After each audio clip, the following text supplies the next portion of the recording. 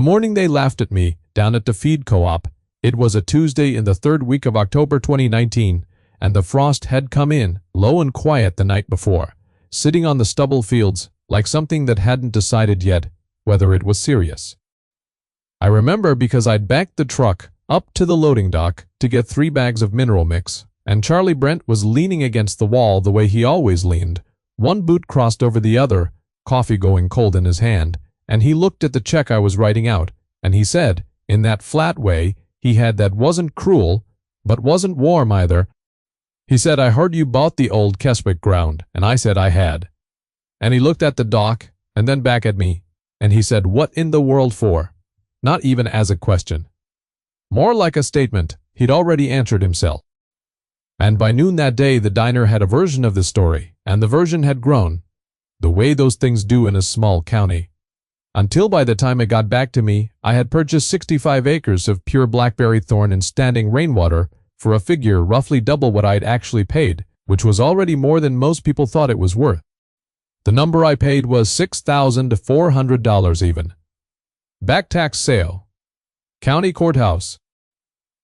A Tuesday morning in October, which I mentioned because my grandfather used to say that any decision worth making was worth making before noon on a Tuesday, and that he could not explain why, and that he had stopped trying.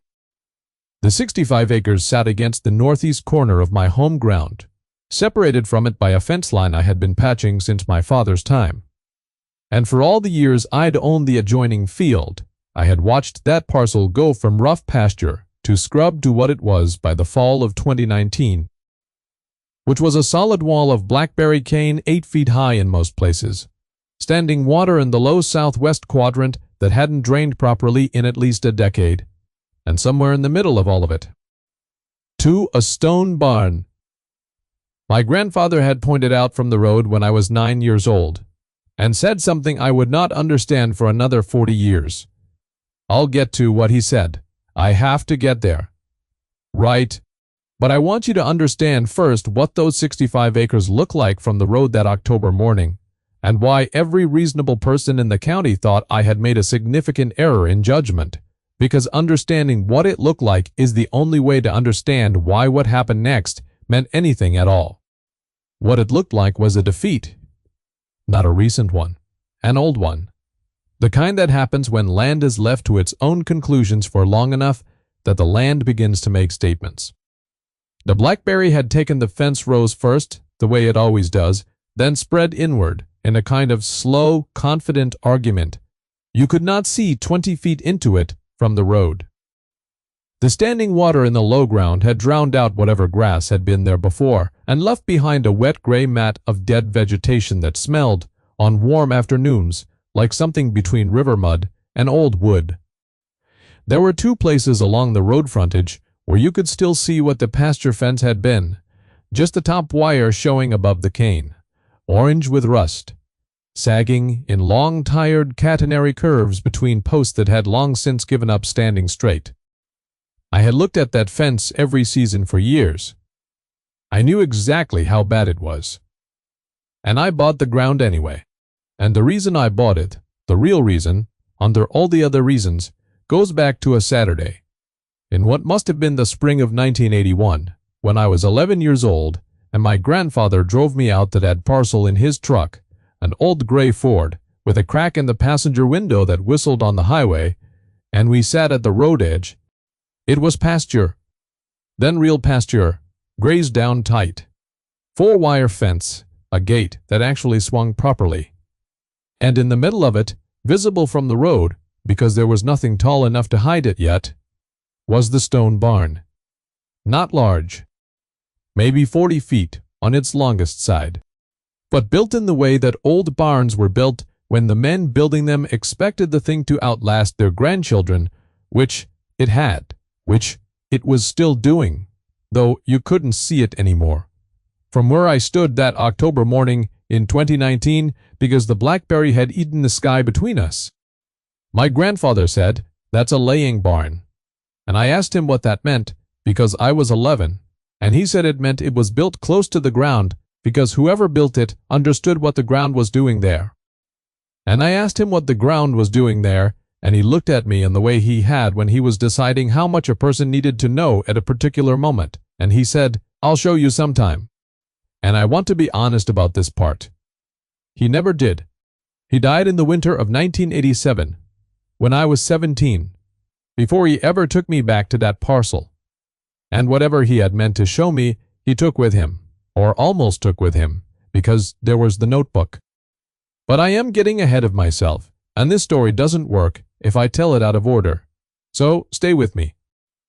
The 65 ewes arrived on a Friday morning in the first week of November 2019, 11 days after I closed on the ground, and roughly 10 days after the county had formed its collective opinion about my financial judgment.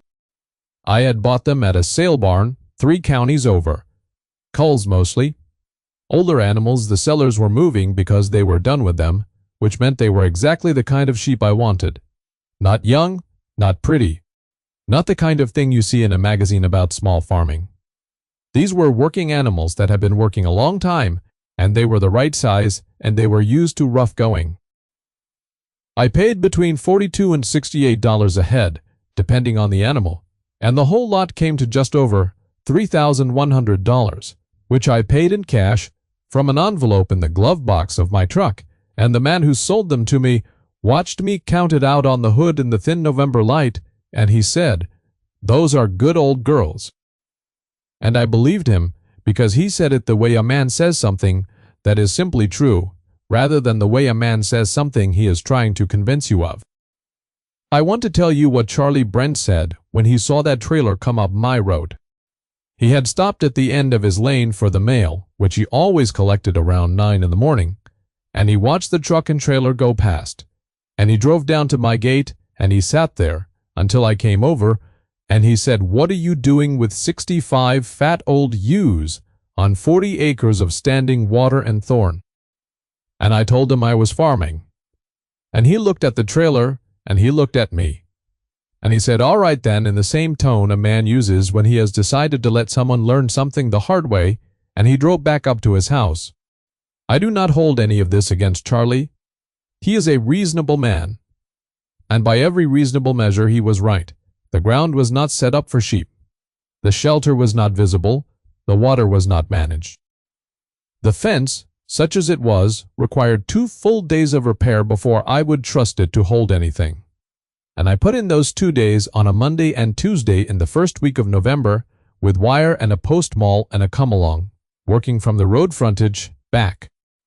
Because the roadside was the worst, and I am the kind of man who has learned to start on the worst side.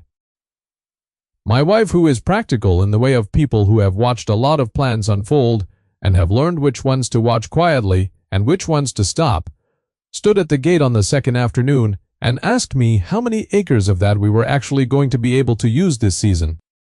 I told her I wasn't sure yet. She nodded. She said, "Are the sheep going to tell you, or are you going to figure it out yourself?"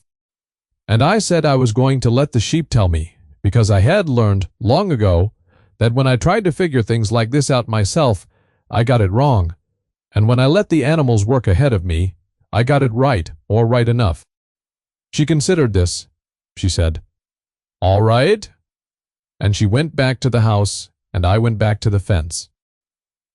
What the sheep did in the first 3 weeks is something I did not fully expect, even though I should have, because I had seen it happen on overgrown ground before, just not on this scale or at this density. The Blackberry cane, which looked from the road like an impenetrable wall, and which any reasonable person would have told you could not be grazed by sheep, turned out to be something those old ewes had opinions about. Not the mature cane. They were not interested in the mature cane, and I want to be precise about this, because I've had people assume I'm saying the sheep ate an 8-foot blackberry wall, and I'm not saying that. What I'm saying is that the sheep ate everything underneath it. The leaf growth, the young lateral shoots coming off the older canes at ground level, the thistle and burdock and whatever soft vegetation had managed to survive in the shade of the cane, all of it went. And where the cane itself had collapsed back on itself in places, the way old blackberry does when it gets heavy enough to bend under its own weight and root again where it touches ground, the ewes worked at those collapsed sections with a patience I found genuinely instructive. They are not fast about it. That is the part people miss when they talk about using sheep for land clearing. They are not fast. They are methodical in the way that water is methodical, finding the edge of a thing and working along it, and if you give them enough time and enough animals and you move them right, they will open ground in a way that no machine will duplicate. Because the machine takes everything and the sheep take only what they can reach and leave the root system undisturbed in a manner that matters later, which I will explain when we get to the part where it matters. By the end of November, roughly 3 weeks in, the southwest low ground was showing. Not drained, but visible. The mat of dead vegetation the sheep had cleared exposed the actual contour of that low area in a way I hadn't been able to see from outside the cane, and what it showed me was that the low ground ran from a high point in the northeast corner of the parcel down and to the southwest in a shallow but continuous grade, and at the lowest point, where the water was standing deepest, maybe 10 inches on a wet week, there was a depression that was not quite natural. Not a pond site, something else. I walked it twice in the last week of November, in rubber boots, prodding the edges with a metal rod I used for soil sampling, and the edges held up in a way that felt deliberate. But I am a patient man, or I try to be, and I told myself I was seeing what I wanted to see, and I went back to the fence. The notebook had been in my father's shop since the winter he died, which was 1998. I knew it was there. I want to say that plainly and not dress it up. I knew the notebook existed. I had known since I found it in a flat cedar chest in the back of the shop the spring after he passed. And I had not read it carefully. I had opened it, seen that it was my grandfather's, recognized the handwriting, and put it back in the chest, and put the chest back in the corner, and covered it with a canvas tarp because I was not ready. I'll own that. There is no explanation for it that holds up under examination, except that I was 32 years old, and I was not ready to sit with my grandfather's handwriting in a quiet shop and understand that he was gone in the permanent way and had left me things to figure out on my own. So the notebook waited. It waited 21 years, through 2 good crop cycles and 1 very bad one, through the death of 3 dogs and the retirement of a tractor I bought used in 2001 and ran until the frame cracked in 2017, through my children growing up and leaving and coming back in the partial way that grown children come back, and it was not until the 2nd week of December of 2019, after the sheep had been on the Blackberry ground for 6 weeks, that I finally unfolded the tarp and opened the cedar chest and took the notebook out to the workbench and sat down under the single bare bulb I keep on the long cord over the bench and read it.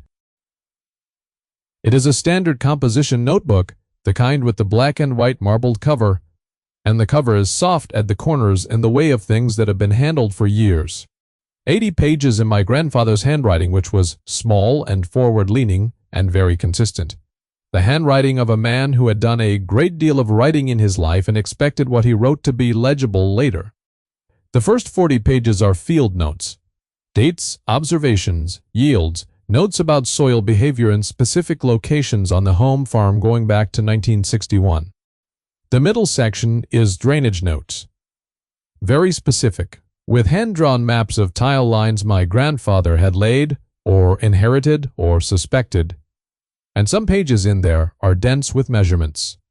Depth in inches, grade in hundredths of a foot per 100 feet, pipe diameter in the old clay tile sizes. 4-inch and 6-inch and 1 run of 8-inch along the east boundary of the home ground. I read those pages carefully because I am the man who farms that ground now, and every line in there told me something I could use or confirmed something I already knew. And then on page 61, in the last third of the notebook, there is a section that does not belong to the home farm. I recognize this because the field sketches changed, the shapes were different. And in the margin of the first page of this section, in handwriting that was slightly smaller and more compressed than the rest, as though he had been writing in low light or in a hurry or both, my grandfather had written this: Keswick Parcel, Stone Barn, Lowside. Tile question. Ran to the south fence line, I believe. Never surveyed. Never dug. The words "never dug" were underlined twice. I sat with those two words for a long time under that single bulb. I want to tell you that I understood immediately what they meant and acted on them first thing the next morning. But that would not be accurate, and I have promised you accuracy. What I did was close the notebook, sit there for another few minutes, listening to the windwork at the shop door, and then go in for supper. And I put the notebook back on the bench, and I did not pick it up again for 4 more days. Because I am a man who processes things slowly, and because I was not sure yet what I was supposed to do with 2 underlined words written 40 years ago by a dead man who had been trying to show me something since I was 9 years old and had simply run out of time, what I believed. By the second week of December of 2019, based on the notebook and based on what the sheep had uncovered in the low ground, and based on what I could see from the road when the angle of the winter light was right and the cane was leafless and the whole sad geometry of the parcel was visible in a way it wasn't during the growing season. What I believed was that there was a drainage tile system somewhere in the southwest low ground of the Keswick parcel that had been installed by someone, possibly my grandfather, possibly the man he'd bought the adjoining parcel from in the early 1962, and that this system had either failed or been covered, or had simply never been completed, and that whatever that system was meant to do, which was move standing water off the low ground and south to the fence line, and from there into the main drainage that ran along the county road, it had not been doing it, possibly for decades. This was not a small thing, if true. The low ground on that parcel, from what I could see now that the sheep had cleared the surface vegetation, was maybe 9 acres of what looked to me, walking it with a soil probe in rubber boots in December, like genuine black ground. Not the thin gray clay that underlies most of the lighter ground in this county. Black ground. The kind that runs deep and holds its structure and drains brilliantly when it is allowed to drain and turns into a wet problem when it isn't. My grandfather had a saying about black ground that I heard him repeat more than once in the years I knew him. Black ground will wait for you, but it will not wait forever. I am not sure he originated that phrase, but I heard it from him first, and I have never found anyone else to credit it to, so I credit it to him. The question before me in December of 2019 was not whether the low ground was black ground. I was fairly confident it was. The question was whether my grandfather had been right about the tile, and whether the tile, if it existed, was intact enough to function, and whether, if it did function, it would actually drain 9 acres of standing water into something workable. I went to see a man named Harold, who has been the counterman at the drainage supply place over in the next county for 31 years, and who knows more about tile drainage in this part of the state than anyone who holds a credential. Harold is not a credentialed man. Harold is the kind of man who knows things, because he has spent 31 years listening to farmers describe problems and tracking down solutions and remembering what worked.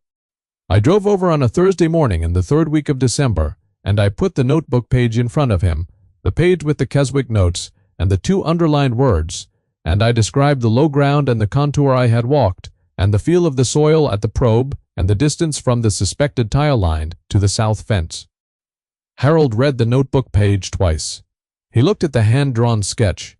He said, "What's the distance from the barn to the south fence?" I told him I had paced it at roughly 340 feet. He said, "And your grandfather wrote, 'never dug.'" I said he wrote it twice. Harold was quiet for a moment. Then he said, "What do you want to know?" And I said I wanted to know if it was worth digging to find out whether the tile was there. And Harold looked at the sketch again and he said, "I've seen hand drawings like that before. Your grandfather wasn't guessing." I asked Harold what he meant. He said, "A man who doesn't know what he's talking about draws a line with arrows. A man who put tile in himself draws it with grades. Your grandfather drew it with grades." I looked at the sketch again. He was right. The numbers along the line were hundredths of a foot, and they were consistent, and they represented a grade that would move water. Harold handed the page back, and he said, "I'd dig it." That was all he said. No fanfare, just, "I'd dig it." and that was enough. I dug the first test hole on a Tuesday in the second week of January 2020, after 3 days of hard freeze had firmed up the low ground, enough to get a small machine on it without making things worse. I rented a 4-inch hydraulic soil probe from Harold's place, rather than bringing in a full excavator, because I wanted to locate the tile before I committed to a trench, and because I knew approximately where to look from the notebook sketch, and I was not going to tear up 9 acres of potentially good black ground looking for something I could find with. And a probe if I was patient. The probe work took the better part of 2 days. I was working alone, moving on a grid I had laid out with stakes and orange string, poking at depths between 18 and 30 inches in parallel lines spaced 4 feet apart, starting from the point on the sketch that appeared to correspond to the highest elevation of the suspected tile run and working south. On the afternoon of the second day, at a depth of 23 inches, in a line roughly 12 feet west of my starting grid, I hit something that was not rock and not hardpan and was not the root mass I had hit twice the day before. It was hollow. The probe dropped about 3/4 of an inch when I hit it, and the resistance was wrong. I marked it with a flag and probed 4 feet in each direction along the same line, and hit it again in both directions and again in both directions past those. And by the time the light went, I had 11 flags in a line running south-southeast toward the fence, and every one of them had the same hollow give at 23 inches depth. I stood there in the January light with mud on my boots and flags in a line in front of me, and I said something out loud that I will not repeat here because it is not the kind of language I normally use, and it surprised me when I heard it come out of my mouth. But I will tell you what I felt. I felt like a man who had been handed something across a long distance and had finally, after a ridiculous delay of his own making, caught it. The tile was there. It had been there since before I was born. My grandfather had put it in, or had watched someone put it in, and had written it down and underlined it twice, and the ground had been standing wet and unworkable for all those years, not because the ground was bad, but because the tile had silted at the inlet end and the water had nowhere to go. It was not a complicated problem. It was a solvable problem. The difference between a solvable problem and an insoluble one is usually whether anyone bothered to look. And I say this not to sound wise, but because I have been on both sides of that distinction, and it is simply true. I called Harold that evening from the kitchen table and told him what I'd found, and he went quiet for a moment in the way Harold goes quiet, which is a specific silence that means he is satisfied rather than surprised. And then he said, "That's a good outcome." Just those 4 words, but Harold had said them in a way that made me feel the weight of them, and I held the phone for a moment after he said them, and I thanked him, and he said, "Bring the notebook page back sometime," and I said I would. The excavation work happened in the 3rd week of February 2020, in a window of weather between 2 ice events that gave me 4 dry days in a row, which was exactly what I needed. I hired a man named Delbert, who does drainage work in this county and has done it for 30 years, and I showed him the probe, flags, and the notebook sketch, and he walked the line with me and looked at the grades and said, "That's old 4-inch clay tile," and I said I believed it was.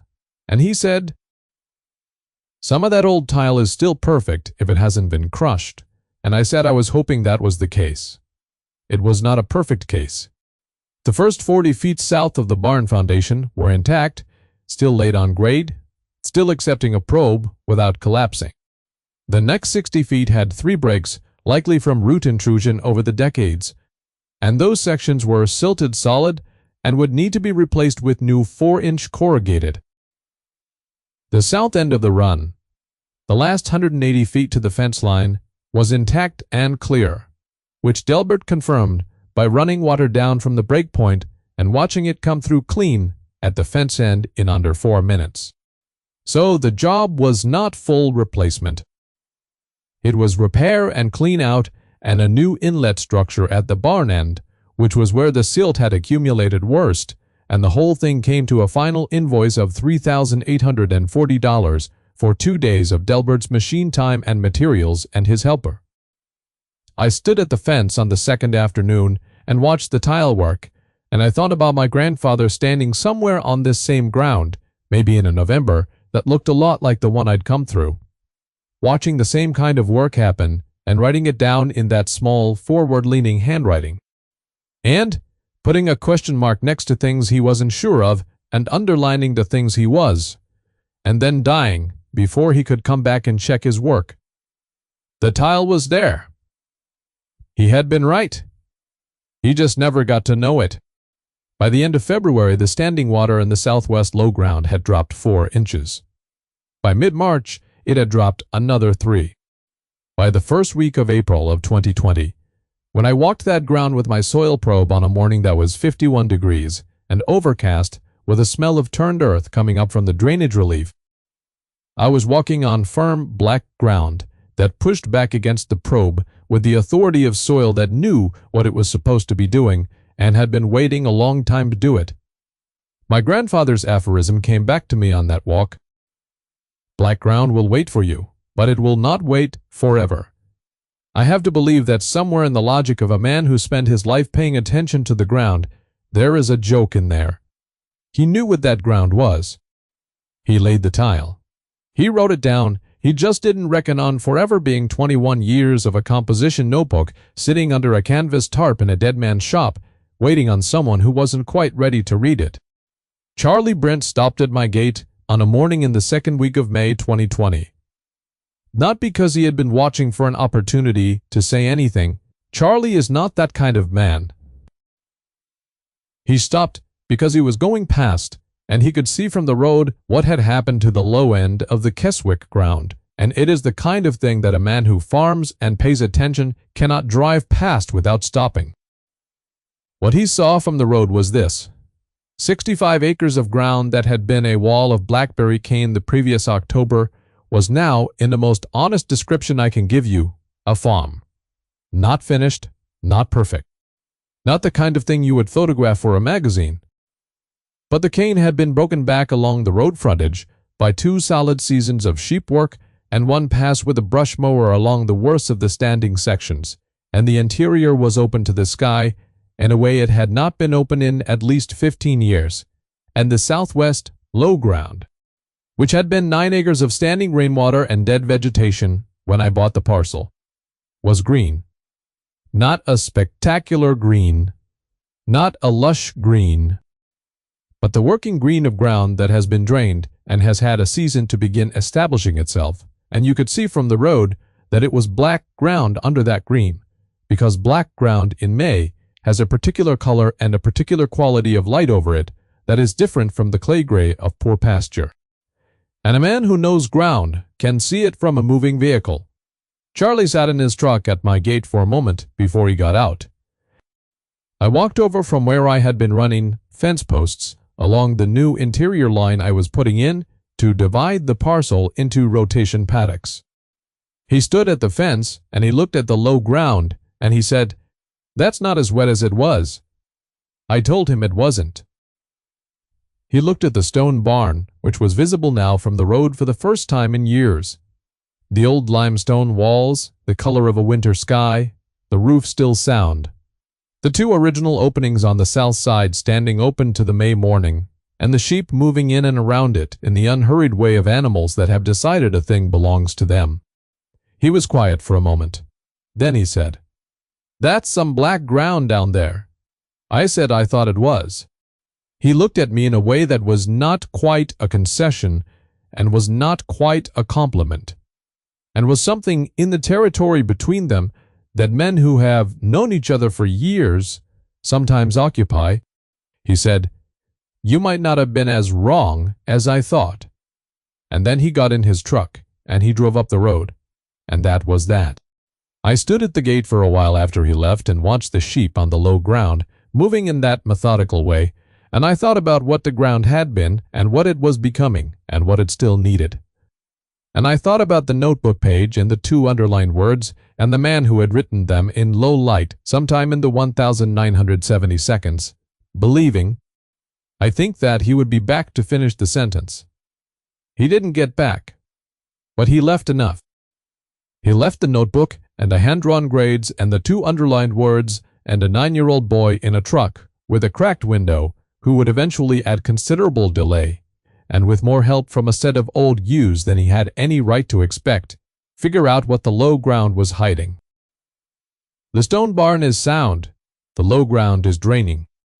The sheep did what sheep do when you trust them, with rough going, and give them enough time, which is to say they did more than you thought they could, and they did it in a way you could not have planned.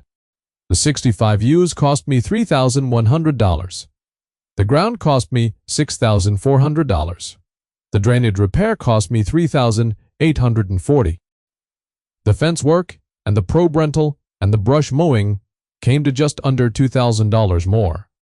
Total cost of the project, from back tax purchase to first fully workable spring, just over $15,300 for 65 acres of black ground with a standing stone barn and a drainage system my grandfather put in by hand sometime before 1975.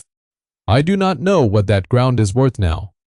I know what a soil scientist from the Extension office told me when I had him walk the low end in June of 2020 after I had called the office about a cover crop question and he had come out and gone quiet when he stepped onto the low ground, quiet in the way that Harold had been quiet, the way a person goes quiet when something they see disagrees with what they expected to see. He crouched down and put his hand into the soil at the edge of the drainage relief. He stood up. He looked south across the 9 acres. And he said, "This is exceptional ground." Not the most loquacious man I've ever met. But he said it with weight, and he said it without hedging. And a man like that does not use a word like exceptional for ordinary ground. My grandfather would not have been surprised. He knew before. The boy in the truck knew. He knew before anyone in the county with a clipboard knew. He put the tile in and wrote it down and left the words "never dug" underlined twice, which is the same as leaving a door open, or a light on, or a hand extended across 40 years of composition notebook pages, waiting for whoever came after to be ready to take it. Black ground will wait for you, but it will not wait forever. I was 50 days from 50 years old when I closed on that parcel. I have now farmed it through 5 seasons. The low end goes into row crop next year for the first time in anyone's living memory. The sheep have moved to the upper 30 acres, which still has sections of cane. They are working with their characteristic unhurried certainty, and I let them tell me when a section is ready rather than the other way around, because I have learned, slowly and at some expense, that they are better at this than I am. The stone barn is being pointed and re-roofed this summer, which will cost me more than I paid for the ground, which I mention only because I think my grandfather would find that funny in the wry way he found most things funny. Which was to say, he would not laugh, but there would be something in the corner of his eyes that was close to it. If you are sitting on a piece of ground that someone told you wasn't worth the trouble, or a piece of old iron that someone told you wasn't worth repairing, or a method that someone told you had been passed by, I would like to hear about it in the comments. Sometimes what looks like a defeat from the road is something else entirely when the sheep clear the cane back and the drainage finds its grade and the light comes in the right way on a May morning. Subscribe if this meant something to you. I'll be back here when I have something worth telling, which is to say, I'll be back when the ground is ready and not before.